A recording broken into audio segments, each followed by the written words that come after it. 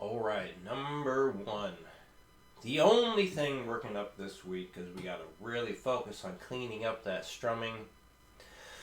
So one thing that's important to do, let me bring this up real quick. There we go. So there's no drum count in right now. I figure the best thing to do is just use Guitar Pro's count in for right now. So the metronome thing, keep that off. Just have the drums going. So that thing, no, we don't want that on. This, yes, we want that on.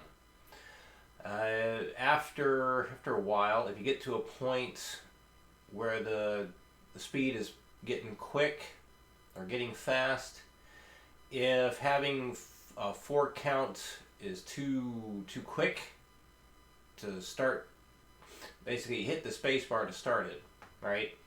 But let's say, I don't know, you're doing it like 140.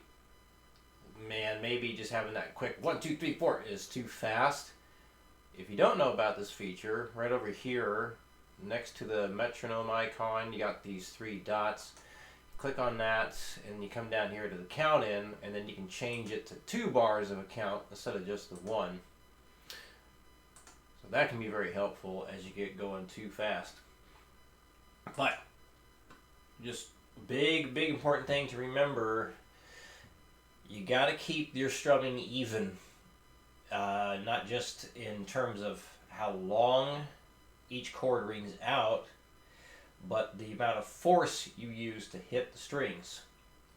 So because you have a tendency to hit the strings harder on a downstroke instead of the upstroke, and then because that's making everything sound like a swing feel instead of being even, got to concentrate really hard on making the downstrokes and upstrokes hit the strings with the same amount of force.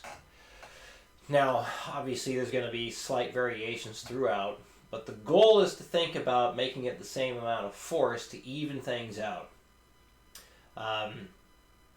Right, accent strums. That's what I was trying to think of in the lesson, accenting a strum.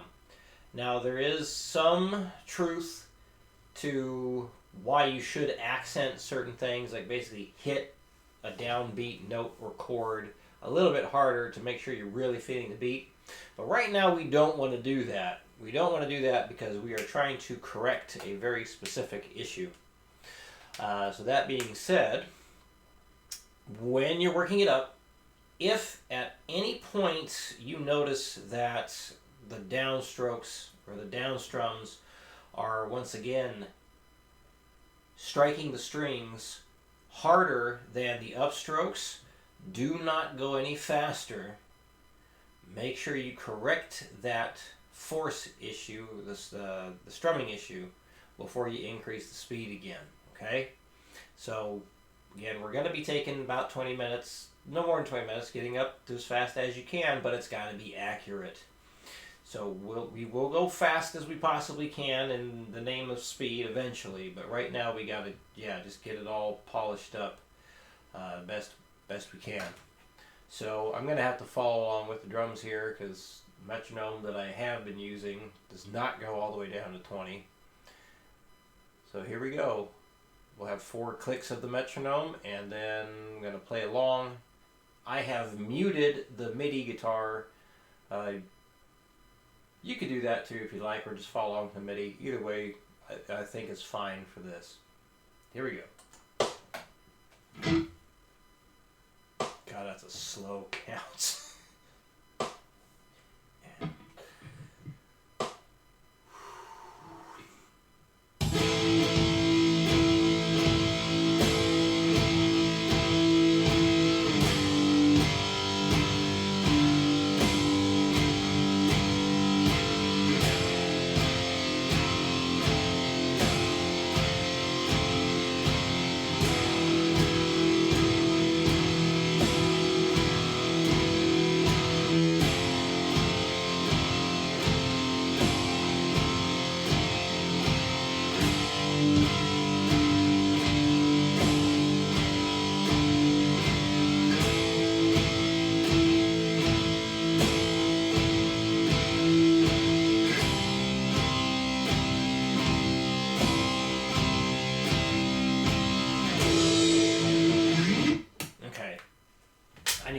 something better for a count in. Hang on.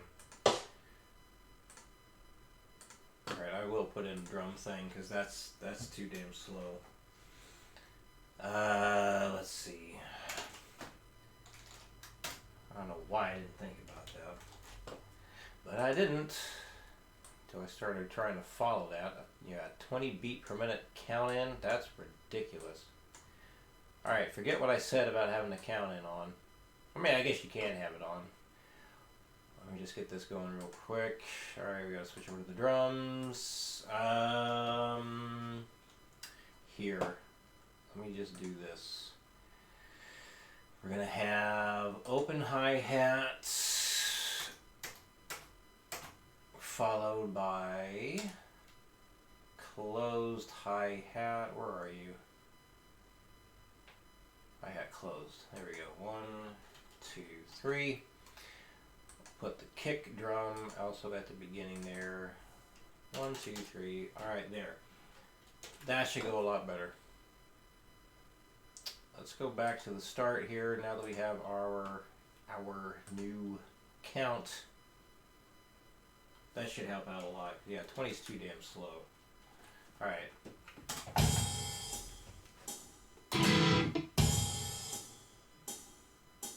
3E and 4E and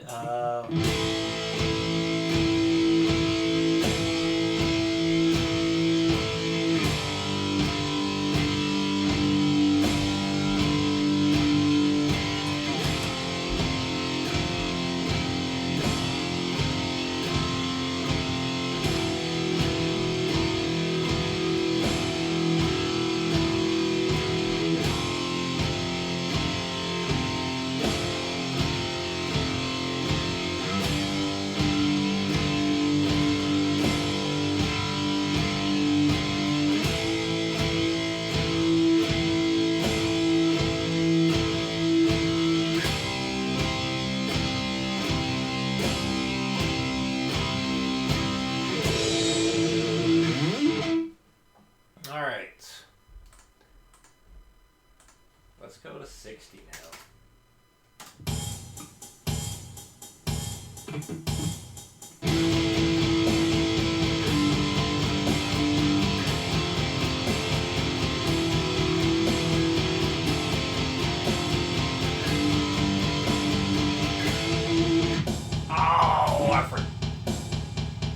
Whoops. I stopped way too early.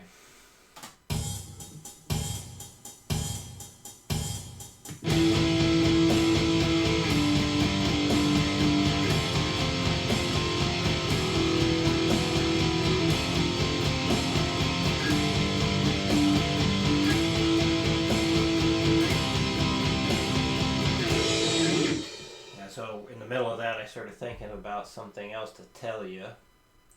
Think about strumming very light. That can be very helpful.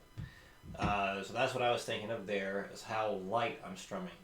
So if you think about having basically a feather touch, just very, very light, very gentle, that can help smooth things out a lot. Alright, let's go to 100. Make sure you're tapping your foot, even at the 20, tap your foot on just the downbeat stuff so you get used to feeling out the 16th notes.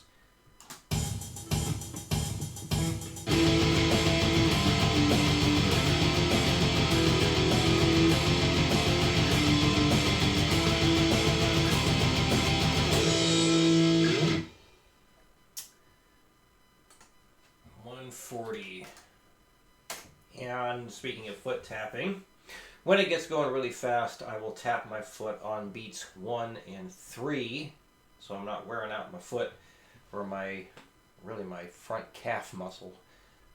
Will tap in too dang much. Here we go, fast count in. So here you might want to put in the count. I'll put on the Guitar Pro count, so this way we basically have 2 bars of a count in instead of just the 1.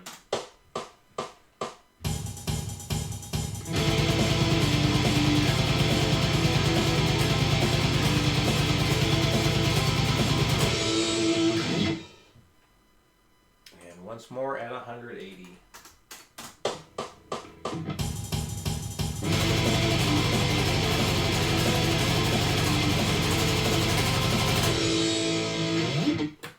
So when you get up to those kinds of speeds, you do have to pick harder.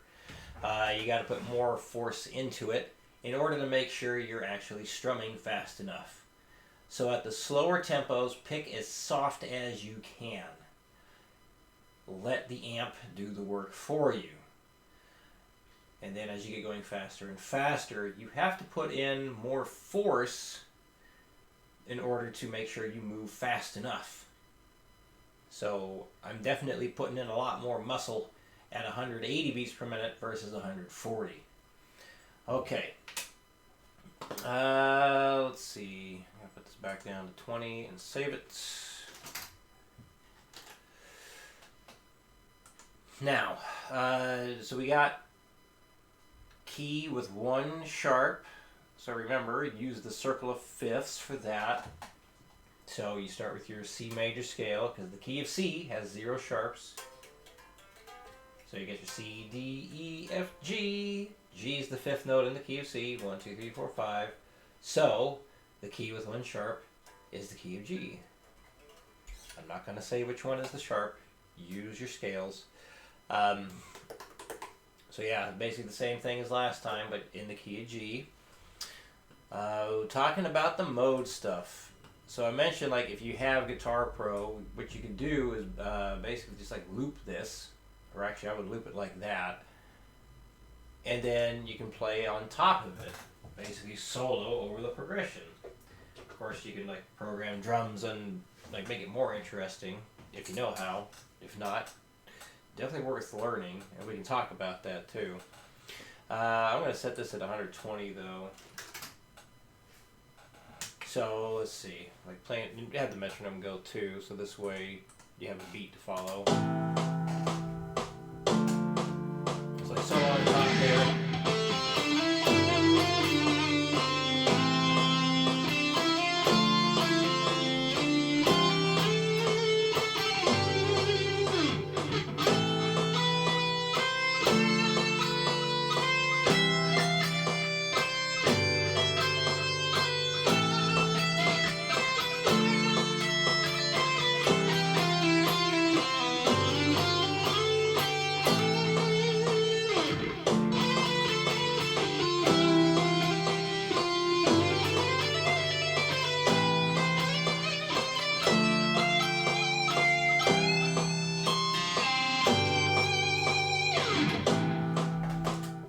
Now, the G Mixolydian one, this should sound a bit different. Even though I'm going to be soloing using the same notes, because the chord progression is different, the mode's going to sound different.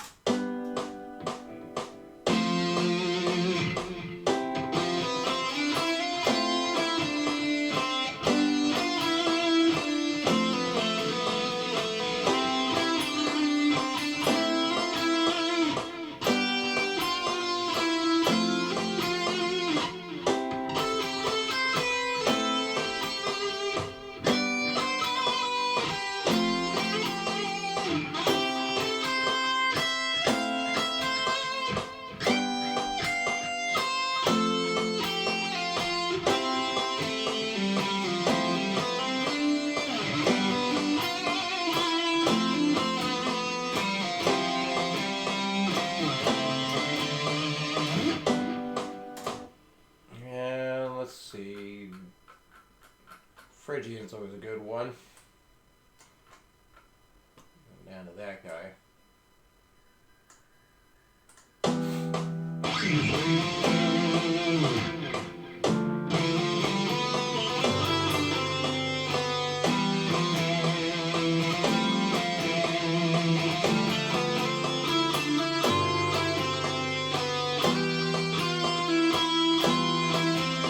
Nope, I looped it wrong.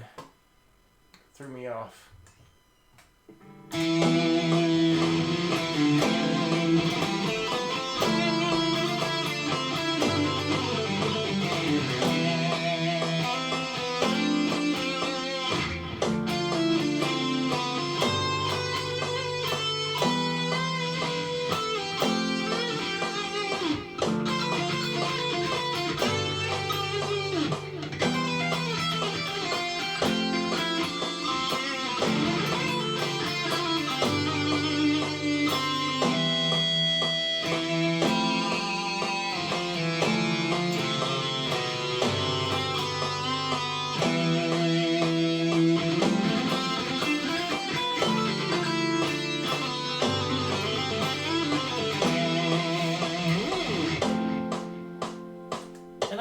purposely going back to that E note several times in order to help match the characteristics of that mode. So, yeah, just memorizing the mode names and kind of what's associated with it is good. And we'll continue doing more and more stuff with it. There's only so much we can do at once in order for it to not be overwhelming. Because this is still just barely scratching the surface of it all. Alright, any questions? Let me know. I will see you again next week.